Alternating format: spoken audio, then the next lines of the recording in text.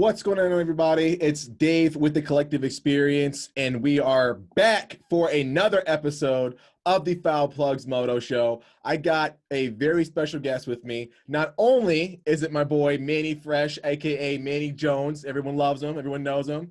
We also have Big MX Radio's very own Mr. Brad Gebhardt. Brad, what's up, dude? Boom, dude. You finally invited me on the show. This thing's been going strong for 8-10 years now. I've been asking you. I sent in mail. I'm a fan. I'm a viewer. And you finally got me on here, man. I'm pumped to finally be a guest on your show after you've been a guest on about 100 of mine. It was time, right? I figured, It was. Normally, we have stardom from Manny, dude. That's all the stardom really needs. So we want somebody else, you know what I mean? Oh, definitely. I'm not second fiddle. I'm third for sure here. No, I'm definitely stoked that we got you on. Yeah, like you said, you and I have been doing the Big MX Radio shows for quite a while. We do the Instagram deal, so it's only proper that I got you on for this one. Really, really excited about it. And we've got a lot to talk about, man. Brad, you and I were texting. Manny, you and I were, back and forth and stuff. Season's over. Number one, we had a season. That's ridiculous in 2020. We had an outdoor season. People thought it would never happen. Insane. Not only do we have a season, it was kind of up and down. We had a Wednesday race. We had a Saturday, populating the whole thing. We had 2 Red Buds, a 9-round series, flat tires, takeouts. It was insane. What do you guys think for the wrap up? We're going to get into the details, but give me your overall impression of, how things went down at Paula. Manny, we'll start with you, dude.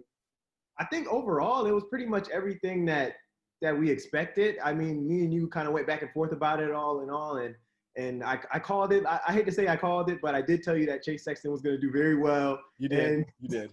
And look what happened. So I was really, really hyped to see kind of how the racing turned out. Actually, that's one of my favorite tracks just to watch, honestly, just because it's a pretty high-speed track. Mm-hmm. So guys pretty hanging out there. So I was pretty happy kind of with how the racing turned out. Yeah. What about you, Mr. Brad? What do you think, man? About Paula specifically or the championship series? Paula specifically. Then we'll get into the whole championship wrap-up. First of all, having ridden Paula, the track looked about as fun as it actually is to ride. That track is wild. It throws things at you. Things are, it's a fast track, like Manny said, but the obstacles are just coming at you nonstop. It's a very busy track. I think it was a track that really taxed the guys as far as just a physical demandingness, and it being at round 9. Basically 9 rounds in 9 weeks. They had the 1 weekend off, but you had the double, and the Honda boys taking the top step of the podium in both classes. Pretty wild. I saw some fantastic racing, and I was really impressed. The echo what Manny said about Chase Sexton. When there isn't a ton to race for anymore, the championship is sewn up. The only thing you really have to race for is the fact that you have one of the coolest Alpine Star kits of 2020. The Bulls, the Bulls head to toe was probably one of that's one of my the freshest drips of 2020, and I think that he did a fantastic job, and he goes ahead and wins them. So I can't say enough good things. Exactly. And I want to talk about it a little bit. Everyone was talking so much crap about the last round, Paula. We weren't going to have it. They thought that Washougal would be a better fit. Obviously, we couldn't go there because of the whole COVID spiking and numbers. Paula looked dope. It looked like such a fun track. Obviously, it looks a lot more fun and cooler when you have super fast guys out there killing it. But still, I thought it was a video of us riding less impressive. You're right. Yeah, definitely less impressive.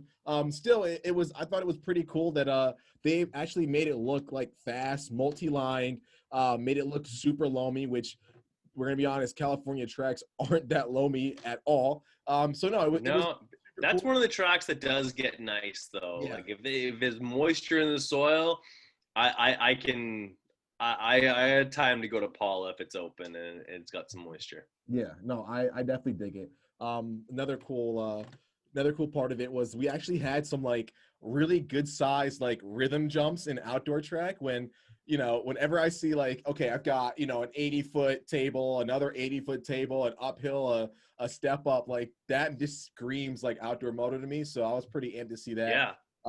Yeah, it was great racing. The Honda boys were out on top. I mean, we were waiting for Jet Lawrence to kind of get the number one, a podium finish, not yet alone a win. So that was super cool to see him get the overall. And our boy Chase Sexton too, like you said, on probably setting the precedent for what a lit kid or the heaviest strip in moto should be. It's like that was out of the box, insane. Kind of like nothing really tops that other than like the pink Stewart gear, maybe the Reed bandana Paisley setup from like 04, 05, You're going all whatever it is. time though. Like Dude. you're comparing one kit to like all time gear. Dude, it's sick. And that's tough sick. to do. It's sick. That's tough to do. I like that it's something that you rarely see from Alpine stars. Yeah. Like everything for me, as far as I can tell, or like when I see the Alpine Star gear, it always looks like something that like a head designer at Alpine Star came up with it. No rider had any type of input, and they're just rolling out what they think looks good without any type of like in the moment sort of like design features. But like the 23, like the Jordan obviously, and then it being the last race, the last dance of the season, like there's a whole bunch of things coming in there, and then he wins in it.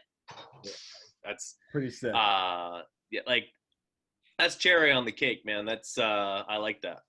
Yeah, it's super dope. I mean, I was really happy with how this thing ended. If you're taking a more high level view of the series as a whole, I would say, and I've got on record saying this on Instagram and the whole, if you're following at the Collective EX on Instagram, I think this is probably one of my favorite seasons in a very long time. I'll break it down to 3 reasons why. Number 1, you didn't go to any races.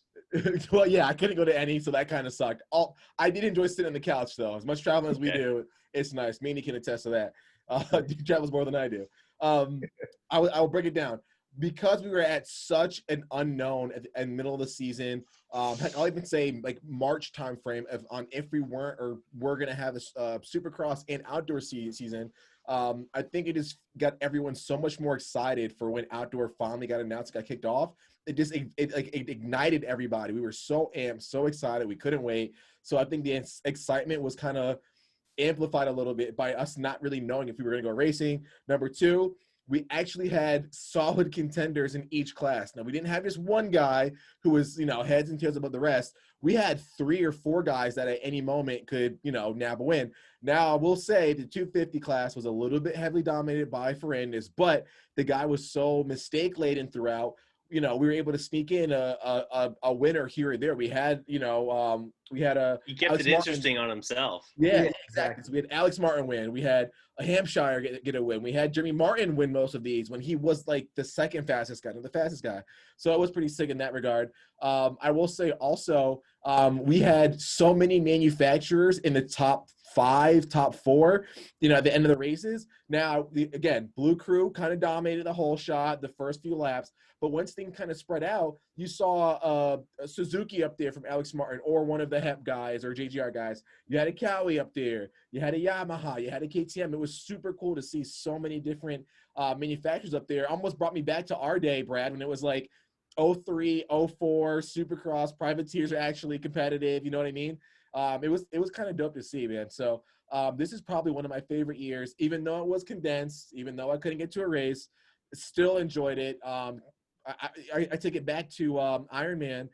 Manny and me were talking a little bit with AJ Catanzaro. That race alone, watching Barsha kind of battle up with Tomac, that sparked the 12-year-old moto fan in me, man. Watching those guys battle it out, it was so freaking cool. I haven't had that feeling in a long time. This is probably one of my favorite ones. Manny, I know you kind of echo that same thing, right? Yeah, definitely. I kind of echo that same thing. And then also towards the end of the season, I was really pumped on like starting to see some of the young guys that we were talking about, Yes. coming off Loretta's, actually getting out there. We see the Garrett Fry and the Nate Thrashers. I was really hyped to see those guys get up there and actually put in some good rides. So it's kind of like it leads into the next season. I have a lot of excitement, some eyes on these guys. And like you said, like Yamaha's just been doing an excellent job with bringing these guys up. and prepping them, and I think putting them out there at the right time to succeed. Exactly.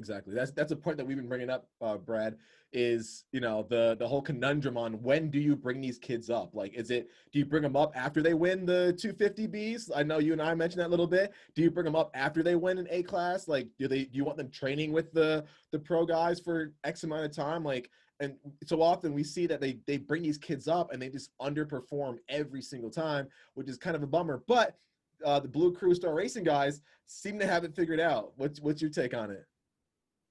Yeah, for me, it's you got to bring kids up as late as humanly possible when they are so ripe on the vine that they're basically falling off. They're leaving the amateurs, having basically decimated everybody, and unfortunately, not everyone gets that opportunity because of a lot of different factors. Like your team kind of goes away, or you have that really dominant rider. Like the three of us know damn well who Ryder DiFrancesco is, but there's probably 2 or 3 kids behind that guy that are crazy fast that never really get a ton of exposure. They don't like because in this sport nobody gives a shit about second or third or fourth or fifth. Like, and these kids, they I don't say they crack under the pressure. They go up to the pro class when they're not ready. It's no different than if you and I jump into the pro class, we get our doors blown off. And then, it never looks good when you get your doors blown off. That sucks on your confidence. And confidence is probably the biggest portion of motocross in any other sport. And so that happens 2 or 3 weekends in a row. You got no confidence. Everyone who's seen you, because there's a lot of people who only pay attention to the pros, they think you're a complete bust. And within 2 years, you're on the top of you're working on a construction site. You can't, you're not doing it anymore. And like that's 18 years of dedicating to a sport that you love so much that chews you up and spits you out. It's a very delicate process. And it's and the fact is, like, motocross, like you want to compare it to other sports, like, oh yeah, it's hard to get to the top of football, or to the top of hockey or something along those lines. There's 20 guys on a roster for hockey. There's 60 guys on a roster for motocross. To be notable in the sport of motocross, you got to be at least in the top 20 in 250s or 450s. That's on any particular weekend. There's only 40 guys in all of North America that anybody gives a shit about. That is insane as far as the level you have to be. You're part of that 40 guys. So, to answer your question, when do you go pro? As late as humanly possible, and make sure you got all the sport in the world. Agreed. Well said. With that, let's bump into some results from this past weekend. So we gave you guys kind of a high level of our thoughts on the race, the season as a whole. 1,000-foot view. 1,000-foot view. Now we're gonna get you some results. Super dope to see Jet Lawrence finally get an overall. Ladies and gentlemen, give that young Aussie a round of applause. Finally getting up there, young kid, still a teenager, getting the overall. And not only did he get the overall, he earned the overall very well with some masterful riding. Now, I don't know if you guys saw practice times, very, very good. He didn't top qualify, he didn't get pole, he ended up around 4th. But the dude looked like he had the track pretty damn dialed. And when it came race time, that section right before the finish, he pretty much ate up everybody, made it most of his time in that whole section, scrubbed lower than anyone else, and made that Honda work for him. Now, in a class where horsepower is king, where you need every ounce of power, he kind of upset like the top guys. Like he pretty much tackled Goliath on his would-be Honda. And made it happen and rode very, very well. I don't think we've seen this kid, who again is a young kid, is pretty much a rookie in this class. We haven't really seen him be that composed, that controlled, that solid from the gate drop till the checkers, and he was just that. So super cool to see that, man. It was a really awesome ride, and we need more young guys out there that like are making it happen like this, man. Going 1-2, like that's super solid. What do you guys think, Manny? We'll start with you, man. That was super solid. I harp on that first moto just because I was really pumped on him being able to hold off Ferrandez and actually, like the lines that he was putting together, like how you were saying, and during that finish line, he just looked super comfortable going through that section versus like he was just really on it versus like, you know, everybody else is still, I guess, trying to figure it out a little bit versus like where he was just really gelling well with the bike. You can tell he was able to put it wherever he wanted. Yeah. And it was just really good to kind of watch him kind of see. This was the Jet that we expected to see kind of all season, and he finally put it together. Agreed. What are your thoughts on this, Brad? I know you're a Jet Lawrence fan, so. I do. I like the Aussies. The accent's fantastic, and the attitude. These kids, they're super fast. Both of them. I hear Hunter's going in for shoulder surgery. He'll be all systems go by the 23rd of January when he gets Supercross back. And good on Jet. Like, this kid is like doing the exact opposite of what I just talked about, having that negative momentum, rolling yourself backwards, coming out of amateurs, and then getting some humble pie. He went out there. He immediately sees himself as someone who can run the pace. So he can run the pace. He goes out there. He puts in the lap times.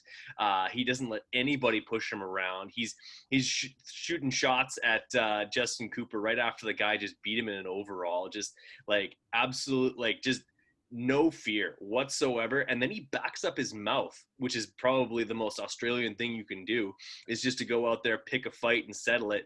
He goes out there, he holds off the what's about to be champ in that moto. I can't say enough good things about Jet Lawrence. The guy's got style. He's got a swagger to him. He's got a chip on his shoulder, and he's got a ton of speed that he backs it all up with. So it's in pencil right now, but you can pencil him in for some moto wins in 21. Oh, most definitely. And I like what you said, like you brought the off the track stuff. It's nice to see that injection of like personality in these riders, man. So for too long, we're seeing these guys just go, yeah, I got to thank my sponsors. My program's good. Thanks to everybody. Shout out to Monster Energy. And then off the podium. This dude is like. Watch for that to change a little bit now that he's on factory Honda, though.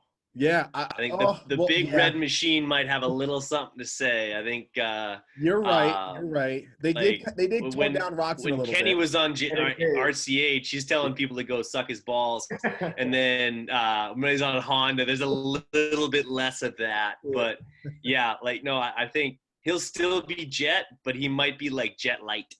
Okay. I agree with that one. I definitely agree. Going down the roster, I don't want to harp on every single factory guy, but I thought Jeremy Martin kind of had a pretty good performance. He did everything that he could to try to do, you know, to put himself in a good position in case something were to happen. Obviously, the momentum that Farinas had, insane. The guy's a freight train, super fast, great bike. You know the whole deal. We've been rapping about it the whole summer. But I thought Martin put himself in a great position. Decent qualifying time, decent speed. Didn't really get into too many mistakes, save for that belly flop in the one of the first few turns off that huge table. And I was pretty, you know, I was like, you know what, that guy had a solid ride.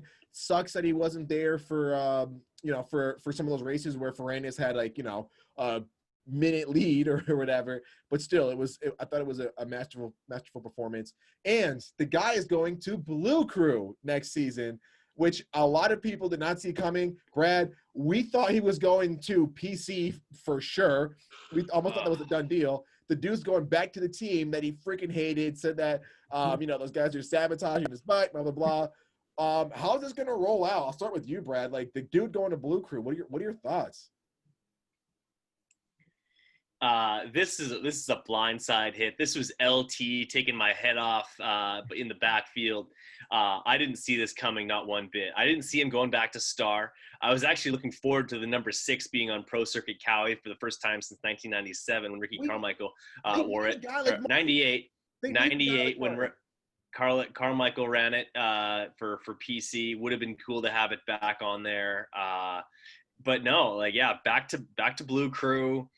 I think what it really came down to is the guy wants to win championships. He literally spent his entire summer saying how great that bike is, and he kind of like put his money where his mouth is when it's like, I'm going to go bet on myself. I'm going to go win a championship again on a Star Yamaha. That's the last place I won. I'm going to go back there and win again. Agreed. Manny, I know you're amped. You got another guy in the Blue Crew stable for you guys. You know, you can clap it up. And it's a past champion, man. How are you feeling about his next season? I mean, like kind of like what Brad was saying. I think a lot of it just kind of tailored down to at this point the bike. I think he's kind of like he knows he's 100% confident in his abilities. He knows he can win. Yeah. And what was the common denominator this season? Yes, Dylan was amazing, but Jeremy, he's confident in his abilities, and I think he says if he has a little bit of better bike, I think he gets it done. So it's like I think now if he goes back there and doesn't win, then it's all on him at this point. Yeah, and Manny could have whole shot at a few of those 250 races on a Star Racing Yamaha. Like, no, like Mary Claire could have whole shot at a few of those. Dave's chick could have whole shot at a few of those. Like anybody, you put anybody on the Star 250, if they know how to use a clutch and jam it into second gear, like. I'm not saying it's that easy, but those guys made it look that easy. Like you got Ty Masterpool after coming off the couch. Yeah. First moto, throttle pinned around the first corner, number 1 in the air. Like, come on. That was one of my favorite moments from the season. Yeah, Mike LaRocco could have whole shot it on that bike. He's a pretty solid starter back in his day. Yeah, he's a bad starter. Holy shit. No, are we allowed to swear on here? Is that going to get you in trouble? Let it run, dude. We're adults. Fuck it. No, I agree, man. I think it's going to be cool to see him on the blue bikes. I mean, it's just going to take one more thing that's like hanging over his head of like, man, I don't have enough horsepower. Knock that off the table. I got the same bike that the guy beat me last year has. Super powerful. We're all good. I do want to talk a little bit about his teammates, Joe Shimoda. And Carson Mumford, those guys had solid rides. Joe Shimoda, top 5 in the outdoor. Awesome. Way to go. Where are those guys going? Like we know the Lawrence brothers are heading to Factory Honda. Really cool to see them run an outfit for the 250 guys. It's going to be super cool. Where do those guys go? Are they going to end up on like a Chaparral Honda or like a Phoenix? Are they going to have their own team? Are they going to change colors? What are you thinking?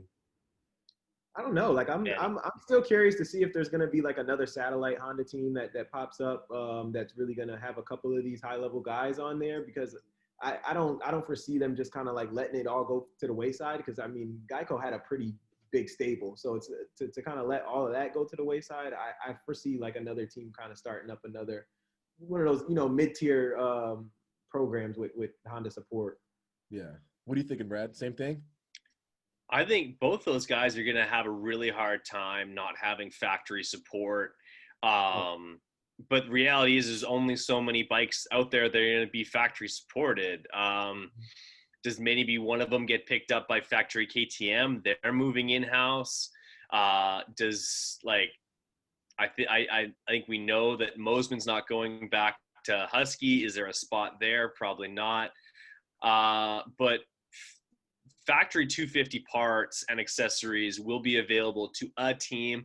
I think they're probably leaning further over towards the Phoenix Honda guys rather than Michael Lindsay's team. I think that the fact that it's only a second year sort of effort, I think they might need to see a little bit more from those guys. But if I know anything from Talking Boy, aka I just blanked on his name. Great radio, bro. Yeah, I know. The Chaparral kid, Michael Lindsay. If I know anything about Michael Lindsay, is that he will talk his way into possibly getting some more support. The guy's really good at that stuff. He's great with networking, and he's got a proven product with the team. Yep. And I could definitely see Mumford going there. I don't know about Shimoda. I don't know that there's enough of a connection there. Shimoda rode KTMs before he was a Honda kid, but I don't think that means anything. No, everyone rides. No, I think there's, yeah, right. But like this is on 80s. I think there's maybe a little bit more to Carson staying on Mumford staying on Honda, but he was obviously a Kawasaki kid long time before he was on Hondas. Yeah. I don't know where he's going to set up. Yeah, he had a KX 125 for a bit. That thing was sweet. So we've got some more young guns to mention. Okay. Garrett Fry with a 6th. What are you guys thinking about Garrett Fry? And then we got Thrasher in there running a 12th, dude. Like, are these guys the real deal? Are we going to see those guys be like top 3, maybe top 5, running around trying to sneak out some wins? Like, what are you thinking? Start with Garrett you, Fry has cheated. Oh, okay. No, go, Manny. I just talked for 10 minutes. Fuck off. No, Give it to Manny. Go ahead. I was just gonna say, Garrett Fry has exceeded the expectations that I had for him coming in. Like, I think he's done far more than I even think they expected him to do. Yes. Giving him the ride. I mean, like, they were probably like, put it in the top 15. Don't wreck. Ride safe. Don't hurt yourself. Yep. And the guy's been up there battling for top 5s on a weekly basis. And all he did was just open up a lot of eyes to like let people know, like he has serious speed and he's actually going to be a contender coming into the next season. I honestly agree 100%. I'm not going to lie. Garrett Fry was not on my radar. He's probably on yours, Manny. No, but he was not on mine at all. I honestly, I forgot they even signed the dude for a quick minute. Like, once I saw the name up there, I'm like, who the heck is Garrett Fry? I was like, oh, crap. Yeah, I just moved up, blah, blah, blah. But I agree, man. I thought I had my money on Thrasher being the guy. Garrett Fry looks like he's going to carry that mantle for like the hottest rookie for the Star Racing squad. Brad, I know you're into a little bit of the amateur scene. Like, what's your thoughts on Fry and Thrasher, man? Well, I think this is like a classic case of something similar to what we had in our hands at Ponca. We have this kind of, I wouldn't say a no-name kid, but a lesser-known kid beat the wheels off of Danger Boy Deegan. Like, obviously, marketing and like resources-wise, we know more about Deegan because he's in the eye. He's got all the videos and this, that, and the other thing. While this other kid is out in Oklahoma working with Robbie Rayner and just putting in motos and just killing it. Mm-hmm. Like, but he's almost like Rocky going off into the Siberia to go work on his craft. He comes out and surprises everybody. That could be something similar with Fry. Like, he's a little bit more lesser known. I think he's an MTF kid, and he comes out and like we've been hearing about Nate Thrasher since the beginning of time. So you'd obviously assume that he's going to be that good. Mm-hmm. And we hear a little bit less about Fry, and I'm sure Jarrett's just probably like, you know what? It's totally fine. I got these guys. As soon as I turn pro, I'm going to lay down these lap times, and you're going to remember my name. I gotta agree with you, man. I'm really excited, really excited to see what happens when we kick off next season. So that's the 250s. We're gonna hop in a little bit to highlight a few privateers and some other guys that we thought had some pretty decent rides. As Brad starts digging into his clamato juice, which is clam juice and Tabasco sauce, disgusting. He thinks we're gonna try it. Me and Manny are not about it. So.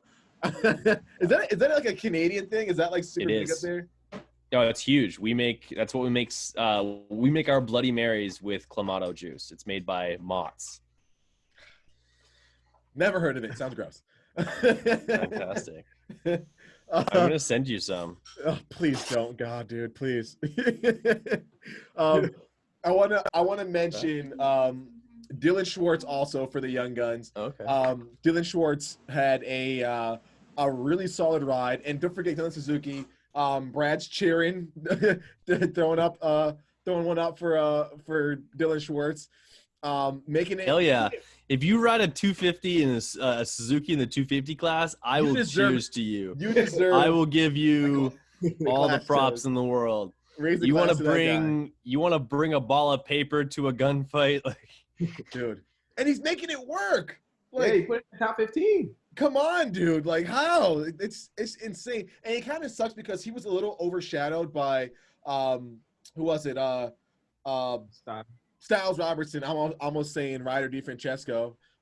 Styles Robertson kind of overshadowed him a little bit, which, I mean, Dylan Schwartz, I think, is every bit as fast, if I'm being honest with everybody. So it's really, really cool to see that. Also, got a shout out to your boy, Mr. Brad Gebhardt, Joshua Varese, making the rookie season like pretty decent. 17th, top 20. He was steadily rising up, jamming Josh Varese. We're talking about a kid who his parents literally lived out of a RV behind the track at Milestone, owners, operators of it, along with Jimmy Sloan and many others. Literally, the kid has an unbelievable amount of laps riding at Milestone. He got on the Orange Brigade program. moving up. He under the tutelage of one Nathan Ramsey. I think third all time in 250 Supercross wins is Nathan, mainly because he was in that class for way too damn long.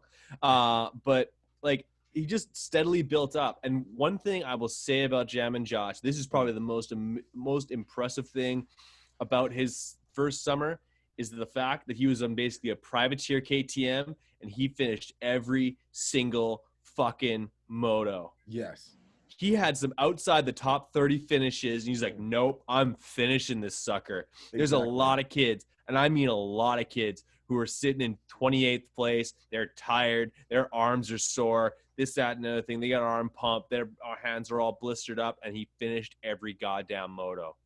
Impressive. And for those of you that don't know out there, that's so many guys pull off. Like it's almost embarrassing how many guys pull off. And then 24th spot, and they're like, fuck it. Yeah, and then they just go sit there and pout in the camper. And it's like, dude, finish the race, dude. You're in a position that people would literally kill for.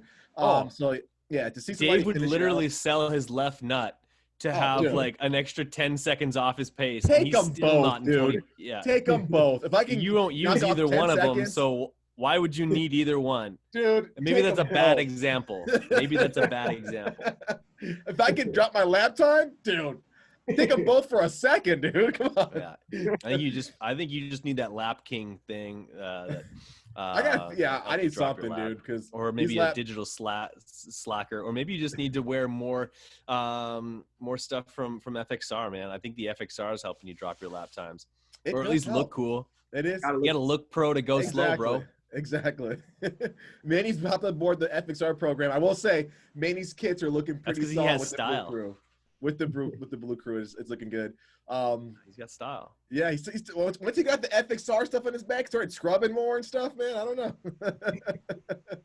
know. We also got to say a big shout out to Jerry Robin with the 19th. Now we expect Jerry Robin to be up there just a little bit higher, but the fact that he's out there, he had actually a pretty damn good start on that second to last moto, if I'm not mistaken, or sorry, the first moto.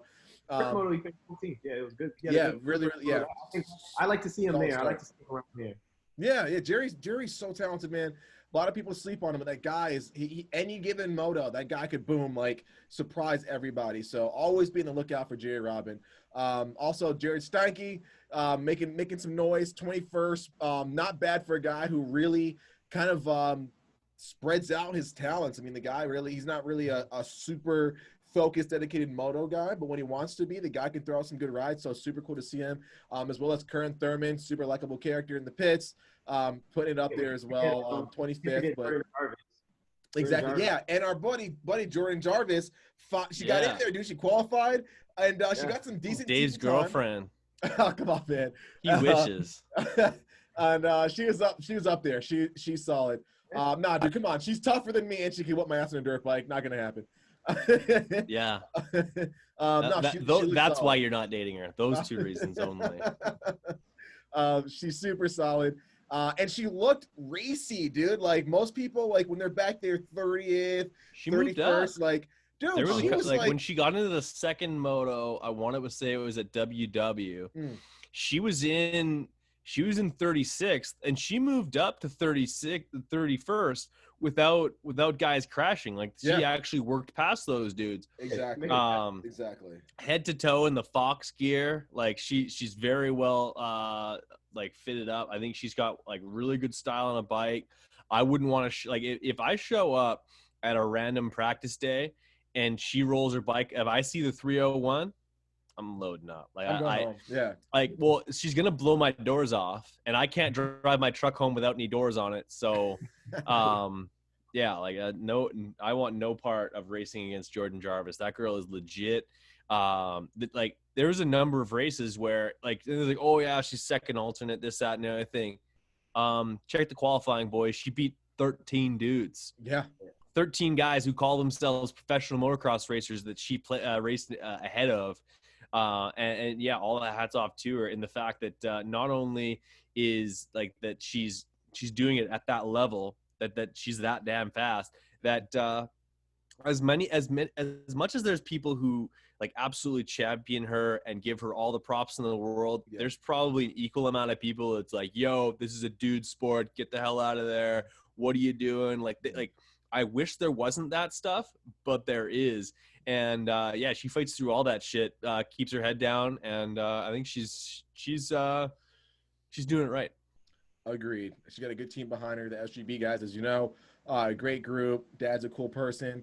Yeah, she's making it Kept happen. the muffler on all year. I got them up all year. Shout out to A-Ray. And yeah, she's solid, man. Expect big things from her. I would not be surprised if that is one racer that we saw, make it into a Supercross. I would not be shocked, would not be surprised. Yeah. Pulling for her big time. I know she's a hero to a lot of female racers out there, and we want to see her keep doing good. Wrap up the 250, heading over to the 450s. Now, there's some cool things happening in the 450s. We got to see Chase Sexton finally get that top step of the podium, did it in style. But we also got a chance to see Zach Osborne, everyone's favorite racer, take the title on that one. Big props to Zach Osborne. A lot of people said it's a long time coming. And for me, one of the cool things about it, Brad, we mentioned it in the Big MX Radio podcast, is that he did it at 31. Like, the journey that this dude took to get here, I mean, I think it's lost on a lot of people. So the guy was a super prodigy in 80s, whole deal, moved up, won some titles in big bikes, and then when it's time to go pro, didn't really perform the way that most people expected. Now, we mentioned it earlier in the show. A lot of those guys, like you said, end up kind of sucking. They go back, they're doing construction, working at their dad's shop, doing something like that. Jobs for, us guys. And we don't hear from him again. Yeah, there's no shame in it, but Exactly. Hey, racing motocross for a living is a much better option. I have to agree, especially if you work with my dad, because you just drive you crazy. Dave, can you straighten that one jersey on the hanger, the Which yellow jersey? and red one? That's not straight. The neck's not straight, and it's ruining. Here we go. Thank you. Now we're good. Brian's very into detail. You gotta be very detail oriented when you're just take some pride in your work, damn it. Anyway, whatever. let Manny talk on Zach Osborne. Yeah, here. yeah. I've been stealing way too much time on the microphone here. He needs to give his 2 cents. Yeah, I know he feels the same way I do. So yeah, Manny, what are you thinking, dude? Yeah, no. As far as Zach, I was just really, really pumped. It was well deserved, honestly. It's a long time coming for Zach. He's one of the most hard working guys in the paddock. Yes. And he's one of those guys that you can never say that he didn't put the work in and he didn't put the time in. The guy busts his ass every week, every year, and it's all paying off for him. I mean, this year you can't even say that it was handed to him, because he really raced this one to the end, and I was just super pumped on seeing him kind of get this thing going. Agreed, 100% agree. I think again, a lot of people don't realize all the things that they went to Europe, back here, hard worker, literally earned and was appreciative and deserved every ride he got, every stepping stone, every hand to help him up out of the trenches here and there. He really took it to his advantage and utilized him the best way he could. And I think that's a model rider, model career for a lot of us would-be racers out there. So really cool to see that. What did you guys both think about Eli Tomac's performance? So obviously not the year that Tomac was expecting, but again, his focus was Supercross. We had the whole resting portion because of the COVID deal. Brad saying he's sticking it up a little bit. We had a lot going on. I just think his head wasn't there quite as much as it should have been if he wanted to, make the run for a title. What do you guys think in terms of Tomac? Do you think we're going to see a resurgence from him next year? Do you think this is a slow decline of Tomac? Are we going to see Tomac, come back renewed for Supercross? What's the deal? What do you guys think? I'm not ready to write him off or anything, just because of I think the guy's coming off of a high. Like we said, he put all that energy into. I think he was just this year. He was solely focused on that Supercross title. Yeah. And I think once he got it, it was just kind of like, okay, I'm a new dad. Let me just kind of I think he took a step back, honestly, and he was just kind of relying on just sheer talent, which he has a shit ton of. But yeah, I think, and then how we saw that towards the end of the season, he put his foot on the gas a little bit, just I think, and kind of let guys know that I'm still fast, I'm still here, and now he's kind of just gonna get the ball rolling kind of to get going towards the Supercross season that's upcoming now. But I really do think he kind of took a break this summer, really. I agree. Brad, I know you're kind of thinking along the same lines, maybe a little bit more harsher. I totally agree. Manny hit the nail on the head. Now let me drive it right through the plank. Like, reality is that, like, this gentleman we're about to talk about, or that we're talking about right now, won a Supercross championship 7 months ago. The like, probably to the market of motocross, the biggest title that you can possibly win within the sport, bar none. He now has every single title that you can win as a professional in North America, outside of a Canadian title. Likely he will not get that. He probably doesn't want one either. But like, he absolutely took time off. There was 8 weeks between the end of Supercross and the end of Nationals. I bet he didn't ride 8 times. Like, he didn't look like a guy who was in shape. He didn't look like a guy who came prepared. At no point, even at the end of the year when he was putting in motos that was like, yeah, that's Eli. At one point, he came through and absolutely just like put that Eli style charge in and went right to the front. And guess what? He came up a mile short by making a mistake to Zach. Like, if this is 2019, 18, 17 Nationals, not only does he come up to the back of Zach, like, basically he needed a pair of binoculars to see that number 3 on the back of the jersey by the end of the moto. But he came up short. He made a mistake, and that really took the wind out of his sails. And that was the only time that we saw what Eli does best, and that was aggression. And when, like, the thing that Eli does best is that he's able to absolutely just go beast mode on everybody. Like, he's almost more beast mode than Marshawn Lynch himself when it comes to getting some monster in you and moving to the front of the pack. See you later. Thanks for coming. Like, sandpaper finish, no no lube. Here we go. I'm gonna screw the field, and he just goes for it, and he's able to been doing that. But he's always had the fitness to back it up. Every single time that he tried to do that this year, he tried to get to the bottom of the tank, and it was empty. Whereas next year, years to come, I think he's gonna have that fitness in place. Like, I think he lost too much in the time, and I think it was very important to spend time with his daughter. Be a family man, take that time, and no fault to him whatsoever. That is the most important time in a young father's life. He's 27 years old. The guy's probably never taken a breath. He's come back from 2 shoulder reconstructive surgeries to then spend the next however many years. Like, that was 2016. He dislocates both his shoulders in Colorado. He comes back. He wins the championship. He goes right down to the wire in the championship for Supercross, wins the outdoors. Same thing in 18. Same thing in 19. Like, the guy's never taken his foot off the gas. Can you blame him? Not whatsoever. But it is a little bit disappointing to see, especially because as fans, when we're watching this, we expect to see the best guy win. It's just as mind-blowing as when you see Dylan Ferrandis head and shoulders above everybody else, and he's sitting in 15th because he gave himself the world's shittiest start. Like, it's not the best guy who's leading the race, and it's just weird. But that's just how this summer went.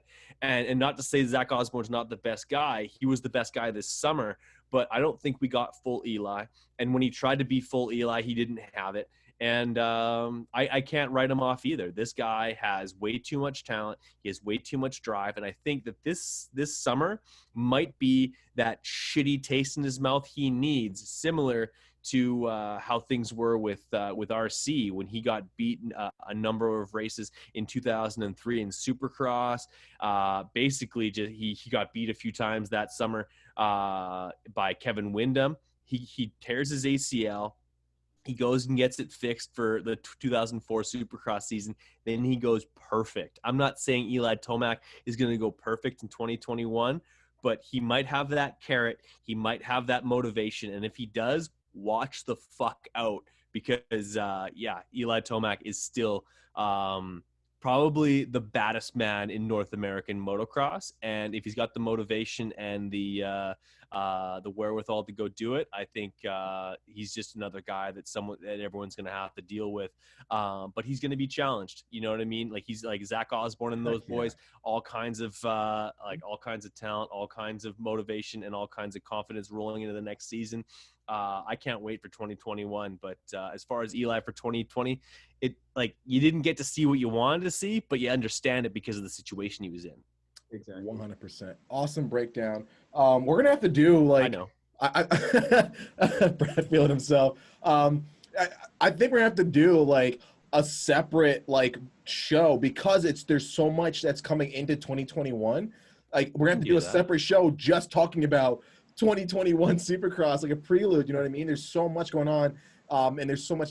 Literally, we're not even talking about like Ken Roxton and Cooper Webb. We have a full roster of guys that were kicking ass, and we're leaving guys out still. Like that's insane. Yeah. That's insane. Like there's no way. We do a whole series. We could break this thing down. Exactly. It's absolutely insane. So just be a content machine, all brought to you by FXR Factory Division. Right. Shout out to Brad for all the promotion. He's always no free. What hoodie is that, by the way? Everyone must be looking at that hoodie that you're wearing, Dave, and wondering where they can get a hoodie like that. Oh, this thing right here from Broke Amateur Racing. Well, Brad, I'm very happy you asked. You can go to Broke Amateur Racing on Instagram. Check those guys out. The big supporters of ours. I actually have a package they just sent to me. I got to open up. Brad, you were just on the way. I'll make sure of it. Manny, you're getting some stuff too. And we're going to make sure that, as many people know about this great company as possible out of Utah, supporting the amateur guys. Go check them out. Dope products. As well as shout out to Big MX Radio. If you guys have not checked it out, it is one of the most comprehensive, fun, and informative podcasts out there. Always nice enough to bring yours truly on. They have some of the, again, the most in-depth coverage when it comes to their interviews. Brett does a great job working in a long time. And definitely make sure you support our brothers to the north. Absolutely. At one point during this video where you said on the text message that we were supposed to like get into my story, my journey. Oh, we will. Are we doing any of that tonight, or is it just like so far we've gotten through like the 250s and 450s outside like the top 3? Dude, like you're worse with time management than I am. I know I'm bad about it, dude. But see, this is what happens when you have a moto fan and a moto fan and a moto fan talking about moto. Nothing ever goes quick. That's the only every interview we've had, everything just goes super long because everyone's so amped to talk about like the next topic and how this guy's gonna do. So it's almost and we're also like we have like 3 people that are gonna get this far into the video too. Like it's Garrett Rockley, and maybe Jonesy from down in Australia, and that's it. Also Dave's mom, but like probably. But hey, at least we're having fun with it. It'll be just for us. Who cares? Hi, Mrs. Drakes. So yeah, speaking of that, we probably should kind of move on a little bit. We also have Adam Cincerillo, the Wonder Kid. I feel like we've been talking about him a little bit the last couple of weeks on pretty much everybody's show. The guy's great. He was super solid this weekend. Didn't put up as much of a fight with Tomac as I would have expected him to, but still rode solid. And I think he gave us a lot to chomp on as we head into the off season and to noodle on for next season. The guy's going to be super good. He's going to be fast. He's going to get wins. And that's goes without question. I think he kind of falls in that same pool as Chase Sexton when it comes to how they're going to perform in 2021 as 2020 rookies. I do want to get you guys' opinion on number 20, 9th place, Brock Tickle, number 10, Cody Schott, as well as Christian Craig. So those 3 guys I want to single out. I'll start with Christian Craig. Craig rode phenomenal to me, and in qualifying, I will say Craig looked like he was a man on a goddamn mission. The coolest shit I've seen in a while was Craig throwing that bike like completely sideways off of every jump, just railing corners, like super good. And he also is going to a Star bike. Quick rundown on what you guys think is going to happen when Craig goes to Star. So I foresee actually him doing actually really well. I mean, first, in terms of just seeing him on the 450, we all know Christian Craig rides the 450 very well. So I wasn't surprised to see him spin some very fast laps on a track that he's very comfortable on. That was no surprise here. He looked amazing. I'm actually super pumped to see him on a rocket ship of a bike, of the Star bike. I mean, we're all super accustomed to seeing him on the Geico bikes. So complete team switch. I'm actually pumped to kind of see what he does with it.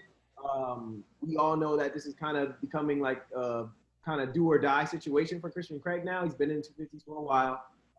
So if he does want to eventually, make that move up full time to 450, he's really going to have to do something. And he does really well in Supercross anyway. So I'm excited to kind of see what he does. Exactly. What are you thinking for this guy, Brad? I think we're going to see what we've seen in the past with unbelievable starts.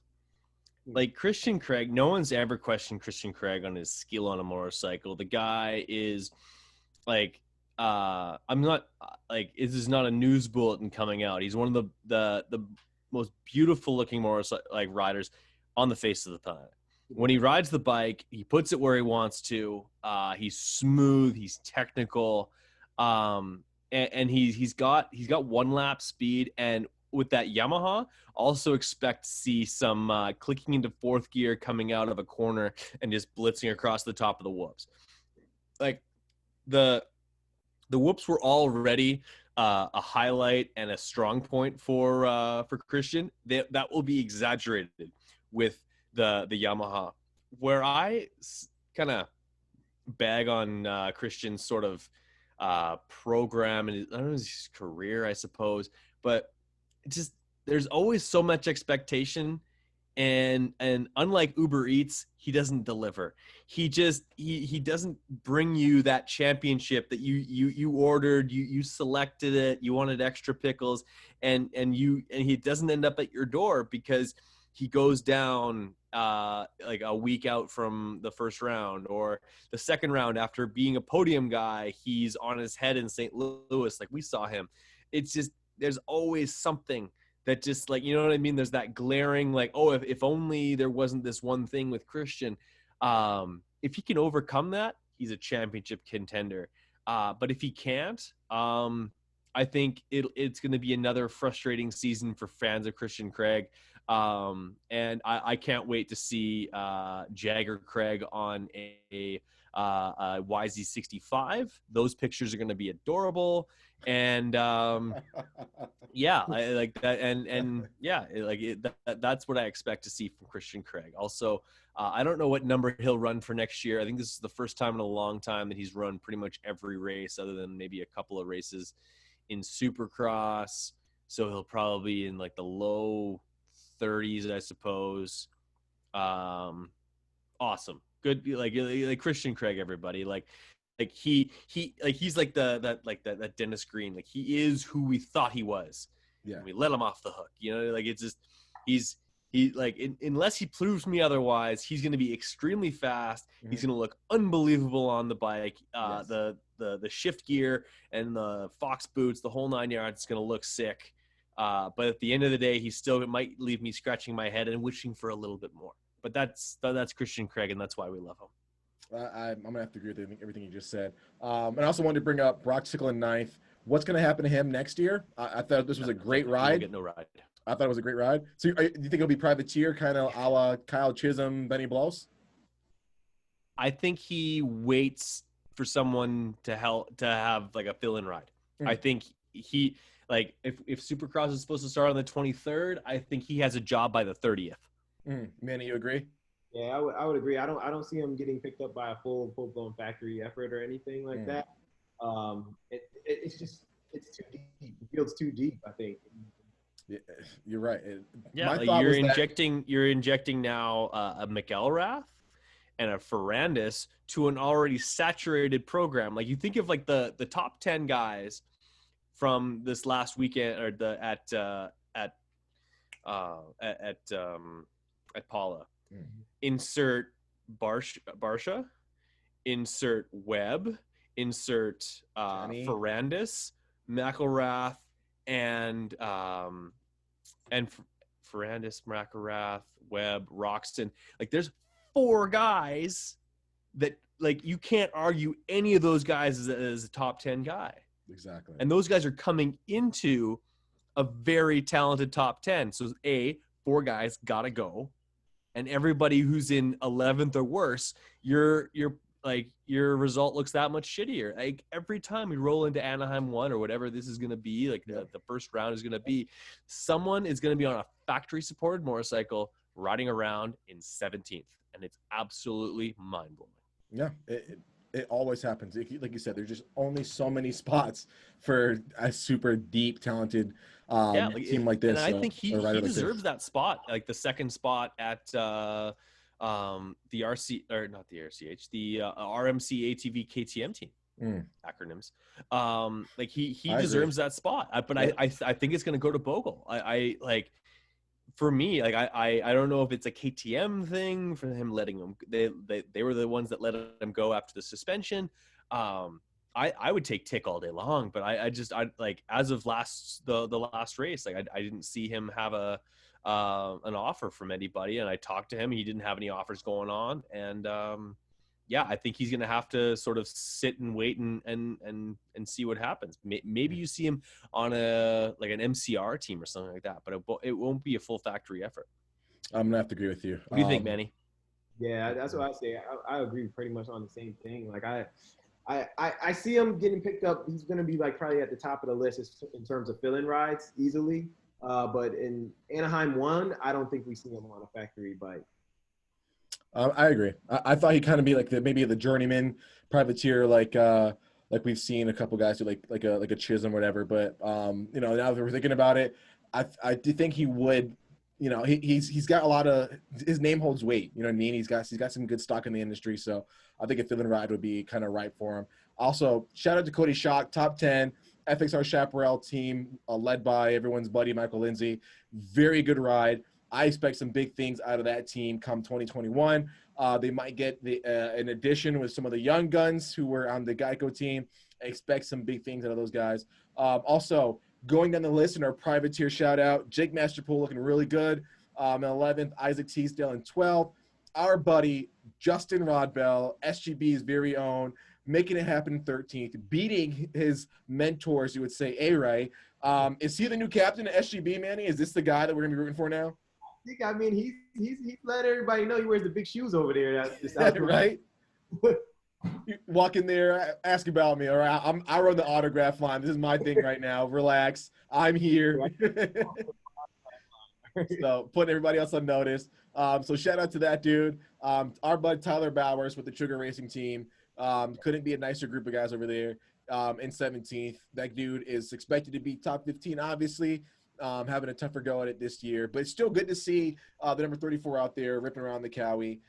We got to say a huge shout out to Alex Ray for finishing a race. As Brad mentioned, he had some issues with the pipe. The pipe's on, Brad. I love Alex. I have a lot of love for Alex Ray, but the pipe, man.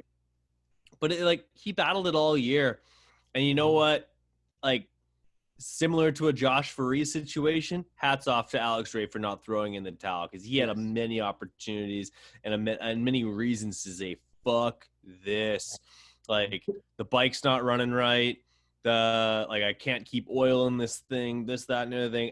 And not all of it's not all of it's the team's fault. Not all of it's his fault. It's shared responsibility, but a very tough start to a season of a guy who he expects to be 15th or better, like actually, and he hadn't scored points outside of Millville.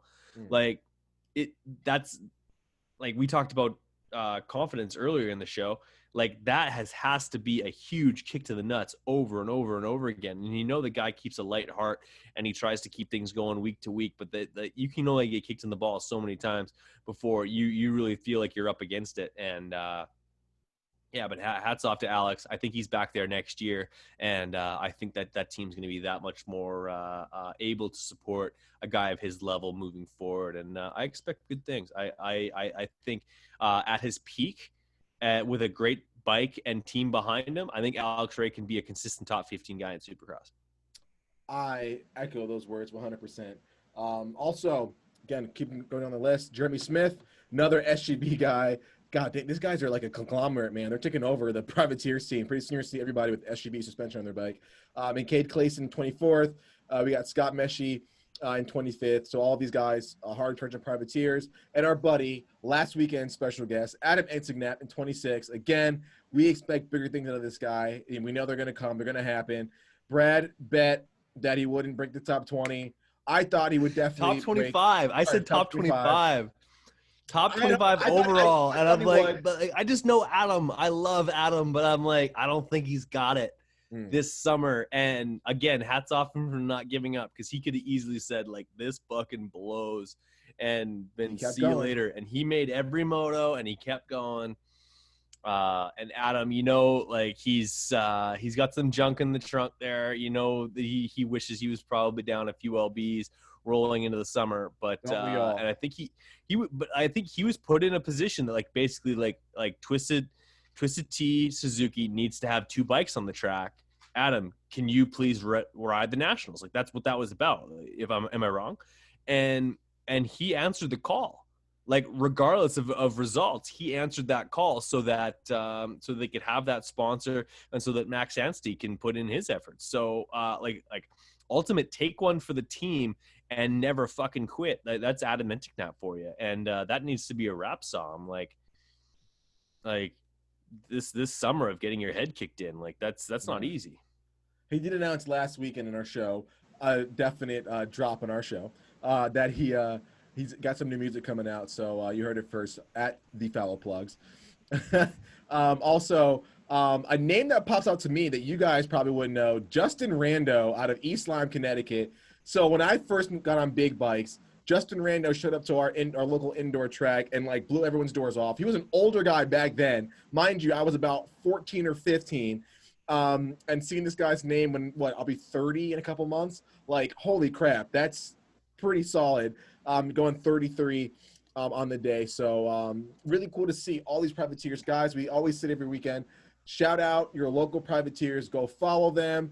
Like their stuff, give them support their sponsors. They're the lifeblood of the sport. And as you know, at the Collective Experience, we support privateers. All right, guys, so that breaks down the 250 and 450. And one person that knows pretty much everybody in both classes is Mr. Brad Gebhardt. So Brad, you and I have been talking for years on the Big and Mix Radio podcast on a number of topics. We have our Instagram lives. One thing that I'm always fascinated with is, like, all the interviews that you do, all the content you have. How did you get into this, man? Like, I don't think many people know about, like, the background story of Big and Max, dude. Like, how did you kick off with all this stuff?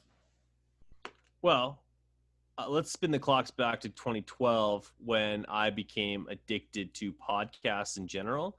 And then I stumbled across a fellow countryman, fellow Manitoban in the name of Stephen Mathis, a guy that I barely knew as a very young rider here in Manitoba, and then he was gone. See you later. I'm racing. I'm working on bikes in the States, and we all sort of moved on. He started doing the podcast thing, and the thing that really got me into doing podcasts is that I've always loved sports broadcasting. I've always been a huge nerd for this stuff. Like, I watch when there's nothing on TV, and believe you me, I often find there's nothing on TV. I have a hard drive with a terabyte full of old races, and I play them over and over and over again. I just soak up all that knowledge and all that old stuff, and I just bring all that stuff to the forefront, and I absolutely love it. That's what gets me calling up guys like Johnny O and Jeff Ward and all those guys from the 80s when I have them on my podcast. But the thing is, like, Steve did a lot of those podcasts through 2008 through 2011 or 12, but I realized he stopped doing a lot of those, for one, as well as the only shows that he was doing at that time was the 5-hour show on Mondays as well as the race review show on Sundays. So if you're a loyal listener like myself or my good friend Darkside down in Texas, you're out of shows to listen to by Tuesday at 2:00. Like, you've got nothing else to listen to. So I thought to myself, I've got enough moto knowledge, and I can talk to a wall if I need to. I can be that that additional content. I can grow the pie. If I'm running out of content, so is Dave, and so is Manny, and so is a long list of other people that might want to listen to what I have to say. And yeah, I don't know why, but I believe that I could possibly do it. So in I believe it was March of 2014, I started doing some like local interviews, just interviewing guys that are around Manitoba that had a cool story. And then from there, I believe my first bigger guest was Michael Bloss, who actually had a podium alongside your guy, James Stewart. I believe that's Phoenix 2004. Love it. Maybe that's 03. On the number 82, of course, that's Chris Brose's younger or older brother, who he had a lot of head injuries, so he had to pull out of professional racing. But I've been at it for 6.5 years now, 770 episodes released as of tomorrow morning at 5 o'clock, with culminating with your Lucas Oil Pro Motocross AMA 450 champion Zachary Osborne on the podcast. So it's been an absolute labor of love. Every time I fire up my laptop, it's never work. I get to have the coolest conversations with some of the coolest people in the industry, one of which being you. That's the nicest thing I'm ever going to say about you. And I absolutely love it, man. Like I get to stand on the floor at the Anaheim Supercross as a B-level motocross kid who grew up dreaming about having a sponsor, having a company that might give me 10% off of something. And now like I've been able to host a radio show on ESPN with Jeremy McGrath, as well as I was sandwiched between Jeremy McGrath and Rick Johnson. Like I was absolutely outside my own mind in something like that back in 2017. And I just love continuing doing it. Like the podcast, it does make money. But if it didn't make money, I'd still do it because I absolutely love it. I love sharing my knowledge. I love acquiring more knowledge. I love reaching out to cool people like you guys to have on the podcast. And there's so much cool energy about the sport of motocross. I couldn't help but dive in with both feet, and I can't be more thankful that I did, because it gives me opportunities like this. Just like, this is the equivalent of the three of us, even though we're in different states, different times, different spots, sitting on a tailgate and bullshitting about the races that are going to be. And some of those conversations are just cool enough that someone might want to listen to them. And that's why we're here, and I love it. Exactly. That's one of the reasons why I love doing this. Getting my buddy Manny on. We talk probably every minute of every day about, like, check out this cool moto clip or whatever. And when we both got our big boy jobs, and at least I got my big boy job, I had to move away. That's one thing I really missed, and I was like, man, I'm so glad I got a chance to do the moto show, get talking to Manny, televise, or at least record a lot of what we talk about. In our daily and stuff like that. And I know you feel the same. You and I do it too, Brad. So definitely feel on that one. And with all that knowledge, Brad, especially having watched Paula, it is time for you to weigh in on our drip check. So drip check, Brad, very simply, who had the dopest kits, the littest kits, the drippiest setup, you name it what you want. We call it drip check. Who had the most standout, memorable kits to you from Paula? Now, I will go on record as saying that I'm not tanned enough to call it the drip check, but I will play along with your segment, and I got to give it to my boys over at Fox Racing, Austin Hoover, Todd Covey, everybody over there that has their fingers all over that awesome 1992 spring edition. The spider stuff that came out with, like, basically it's a carbon copy of what they came out with, but then bring it forward, bring all the technology, all of the fit of the modern era with a really cool look that is absolutely timeless. I think they hit the nail on the head. They absolutely crushed it with that Fox gear. As much as I love the Alpine Star stuff with the Chicago Bulls, I thought that was cool as well. But Like if I'm gonna give my hats off to anybody on the weekend of about 10 days ago or 9 days ago now, is it's got to be Adam Cianciarulo and everybody else that got to wear that stuff. I think the whole PC team was wearing it as well. Throttle Syndicate even made a kit, like a graphic kit to go along with it. I thought that was a nice touch. Got to give it to the Fox guys and Pro Circuit. Those guys, I think they didn't show it on the results, but the thing is about the drip is not about results. It's about turning heads. If you're in dead last place, you still look good doing it. Yeah. So yeah, I think I got to give it to those guys because they were head and shoulders above the rest.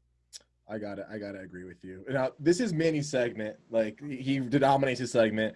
This is my shocked face. I'm so surprised. I want Manny to have the last word because I know he's gonna. He's the best guest driver on this podcast. Like it's 10:30 at night, and he's wearing a Schmedium T-shirt. Dude, you should. This guy 1865. This guy did track walk in like brand new Yeezys. So drip check is Manny's deal, 100%. So I want him to have the last word. I'm just gonna go out and say I thought Christian Craig's all white on white was supreme. Especially when he was riding the way he was riding, looked even doper. You got the white on white, you got the red helmet, you got the red bike, the solid.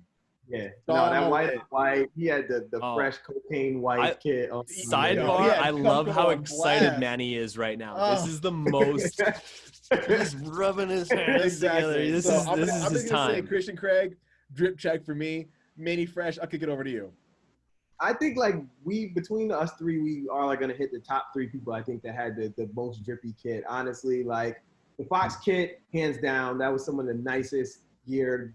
Obviously with the throwback, I loved it. That was up there on mine. The icy cocaine white that Christian Craig had on was sick.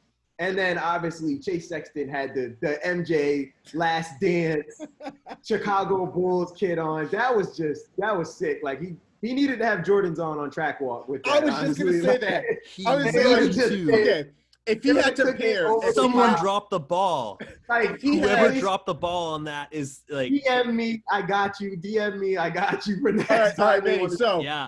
Which 3? That's on Beaker.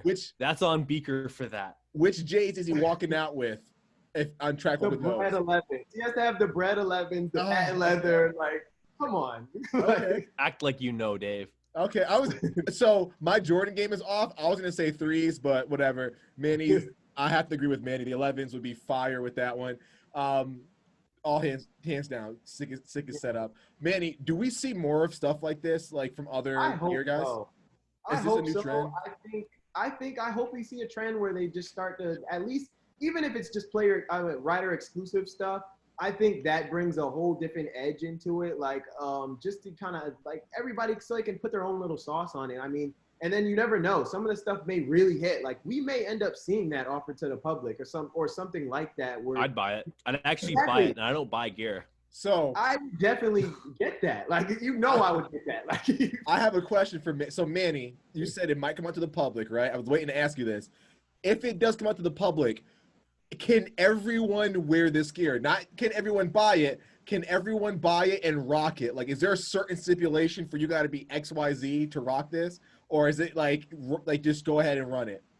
I think run it. Like, I mean, if you look good, you look good. Honestly, like it's all about how you feel. Everybody's going to run it differently. You're going to see different combinations. Like, you're going to see people with the black boots. You're going to see people with red boots. That's the thing. There's so many different ways you can run that kit. It's just the sky's the limit. So I don't try to box anybody in on how to wear it. Because I will say there's some things that like we can all wear, and there's some things that, bro, you can only wear if you're gnarly. I can't wear some shit that like dude, I'm sorry, I'm not fast enough to deserve the fact of, you know what I mean? Like, says the guy who wears every color under the rainbow. Like, what are you talking about? I'm just saying, this is the first person to look factory when he gets out. I'm just saying, like, I can't go out there with a full-blown TLD kit on my KTM. I can't rock certain things. I don't have the speed for it. It's disrespectful. But there's a time where, like, the Alpine Star kit, like, you're wearing the Jordan kit, like, it literally goes from, like, if you're legit, you look baller because you're throwing the bike down, you're Yeah. scrubbing everything, you got the throttle of the pin.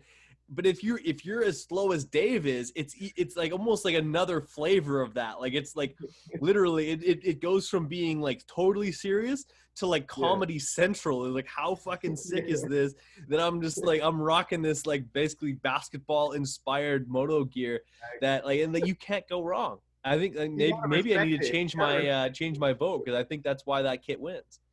I gotta agree. Good. I couldn't wait to get Manny talking about the Sexton kit. Like I didn't like literally the minute he opened his mouth, I was like, man, I wonder if he wore some J's on track walk. Like I'm glad Manny said it. Brad, thank you for weighing in. So guys, do you have it? Be sure to leave us a comment, like, share, and subscribe on what you guys thought for Drip Check. Did we miss something? Is there somebody else that we should have looked at for this season? Let us know what you think. Brad, thank you very much for joining us, guys. You can catch us pretty much every weekend with the Foul Plugs Moto Show. Also, be sure to check out thecollectivexp.com for your exclusive VIP and internship opportunities. Now we're getting people hooked up and hired into the sport of motocross and supercross, hanging out with people like Brad Gebhardt, like Manny Jones, like Alex Ray, AJ Catanzaro, Seven Deuce, you name it. It's your chance to go there, hang out with them, be their personal VIP guest, or work with them on a team directly. Get your start, your career in the motocross, supercross world. Get behind the velvet rope, check it out, and start a different lifestyle. It's been awesome to be a part of. We want to get you guys hooked up, and we've got our Arena Cross program kicking off, and we want to see you guys sign up for it. Thecollectivexp.com. Brad, again, thank you very much. It's always awesome talking to you. My main man, Manny, always great having Manny on. Guys, please follow these two gems, these amazing human beings. We're going to have you guys back for sure. And check us out at YouTube, at The Collective EX on Instagram. We're going to do this again. Thank you very much, guys. Thank you, man. It's a pleasure to have you on the show, or two guys who for sure were at Ride 4 Strokes who haven't seen a foul plug in a long, long time. So this is a lot of fun. Most definitely. All right, guys. I can never lose to you. He too grow. I can never lose to you until go bull. I can never lose to you. Hey, hey.